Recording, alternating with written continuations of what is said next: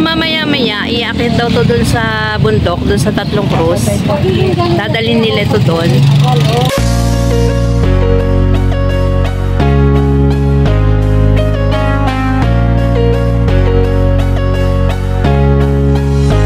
Hi guys! Welcome back to my channel. Ngayon, samahan niyo naman ako sa isang masayang pagbisita sa Paite, Laguna na kilala sa kanilang makukulay na kasaysayan, kahanga-hangang mga likha sa kahoy at syempre ang magagandang tanawin.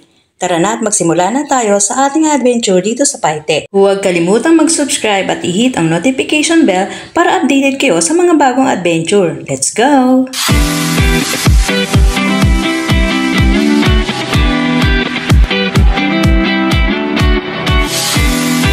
Kaya lang, nitong nakaraang gabi, mayroon daw isang malungkot na pangyayaring naganap dito sa Paite. Nagkaroon daw ng sunog dito sa lugar na to. Nasunog dito kahapon, no? Ayan, no? Mayroon daw isang namatay. Ayan, dito to sa Paite, Laguna, guys. Simbahan ng Paite, oh. Ayan. Ito yung simbahan ng Paite. Ang Paite ay sikat sa mga wood carving. Ayun lang yung simbahan nila. Ayan. Tapos nandito kami ng mga kapatid ko. In-invite kami dito at hindi namin alam kung ano mangyayari sa amin dito. Abangan nyo na lang mamaya. Related to kasi sa sa mahal na araw. Kasi di ba mga relihiyoso yung mga tao dito. Mukha yatang mag-donate itong dalawang to Donation box sa katawan ni Jesus. Di ba? Ano naman to?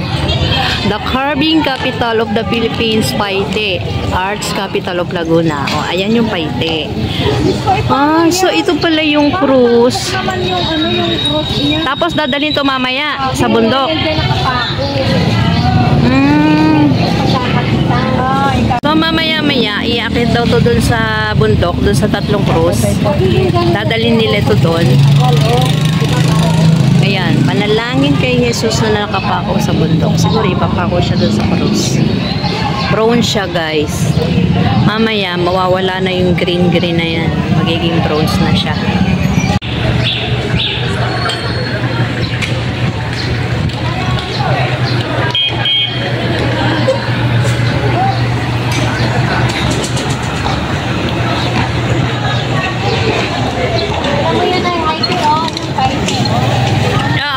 Ako kanina. At bumibili sila ng ano ba binibili ng mga to pangkamot. 50 lang. 50 lang. Ano ba yan? Baril-barilan. Kuya, magkano pa sa kanin? Ito yung simbahan ng Paite, Laguna. Yan, matandang simbahan na to, guys. So, ngayon ako nakarating dito. Hindi. Actually, second time ko na to At meron tayong nakita ditong magandang babae. Hi, miss! Di ba? Sisimba siya. Anong pagdadasal mo? Ha? Mahabang buhay! At saka, ano pa? Mapagpalang buhay! Mapagpalang buhay! At ilang asawa gusto mo? Makakuha ng matinong asawa. Makakuha ng matinong asawa. Sana yung mga kasama natin bumibili pa ng pangkamot. Ay naku, hirap talaga pagka mga senior na, iba na yung trip. Pangkamot na lang. Dito yung mga carvings ng Paite. Kuya, binibenta po yan? Opo. Pwede po kayo, pwede naman Magkano po yung mga ganyan crucifix? Ito po boy naman 500 na lang. 500? Opo. Ito 150, 200.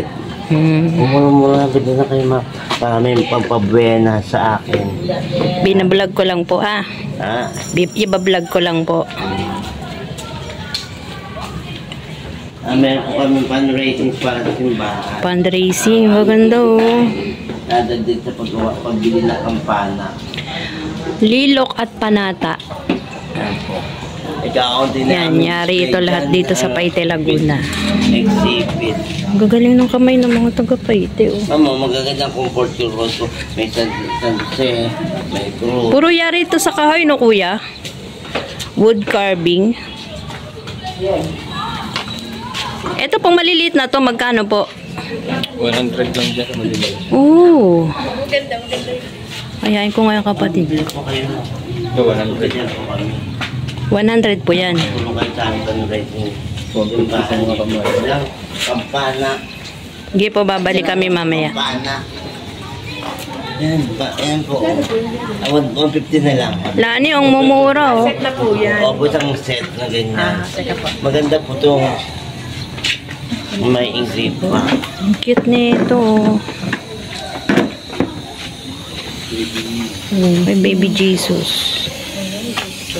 Ang galing ng gawa nila. Ayan guys. Dito to sa may simbahan guys. Sa likod ng simbahan. Sa gilid pala ng simbahan. Tapos dito makikita yung mga wood carving ng mga taga Paite. O, diba? Ang gagaling ng kamay nila. O, mostly mga religious objects yung kinakarve nila. Kasi ito yung dinadayo dito ng mga turista. Tapos ito mga Santo Niño. Mga image ng ano. Ganda nito.